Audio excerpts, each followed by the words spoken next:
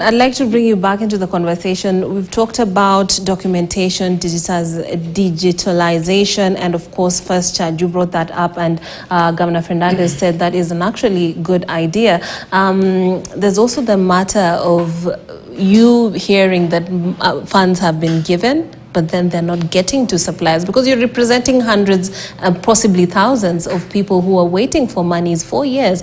So from your point of view, how does that make you feel? I think I noted a couple of things which I'll gladly address. One is ineligibility of the bills. And I think one of the things we use, and I'll use this respectfully, is saying that some suppliers are not eligible to be paid. That implies they didn't know, they didn't follow due process, they didn't know how to go about it. Basically, that exactly means then that when a county does the audit and realizes out of 1,000 suppliers, 300 are not eligible, have we had any of them going to EACC? Have we had any of them press charges under the DPP? Have we had any of them forward the names to DCI? No. So technically, if we were to be honest, because I think one of the most important things about money and business is that we have to be honest. The reason why we audit these debts is because we don't trust the going concern concept of businesses. It's only in government where you hear a new government comes in and audits businesses. You've never had it at KCB, you've never had it at Equity, you've never had it at a private company. You basically trust that people did their work, and if there's an issue, you have the right channels to get your money back. Most of the pending bills will be 30-40% unpaid. So are we trying to have His Excellency the Governor saying that 60% of the amount that had been paid is actually money the Kenyan government lost or the Kenyans lost? So we actually need to ask ourselves those questions, because by the time I have a pending bill, I've gotten an amount paid, there's a balance unpaid. So when a county says they won't honor that final one, does it mean that the first one was actually a fraud? So why haven't they taken those suppliers to EACC or to DCI? Because you have to be honest. But I'm also stuck on the matter of time. This is not happening has not been happening for 1 year, not 2 years, not 3 years. Are suppliers not going through the due process to make complaints? What's going on? One of the fundamental principles of working with government is that your money does not get lost. It will be paid. You will push for payment, and over time you don't get it paid. But one day it will be paid. The first one was paid, the processes were done, everything was okay. So how comes that someone can come and tell you your last 30% is fraudulent? Does it mean the 70% was not? Number two, own source revenue is a good thing. But then we have to sit ourselves and ask ourselves, what calculations do we use to determine own source revenue? Now, that is why we need to actually sit down and be honest. If a county declares 10 billion, who holds them into account that they'll actually achieve the 10 billion?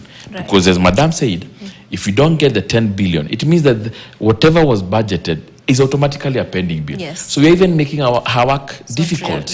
Because you've stated 10 billion, you can only collect 4 billion. So what you're doing, Madam will be knowing you budgeted for 10, you can only achieve 4. So she basically wakes up every morning knowing that county will have pending bills at the end of the year. Number three, government processes.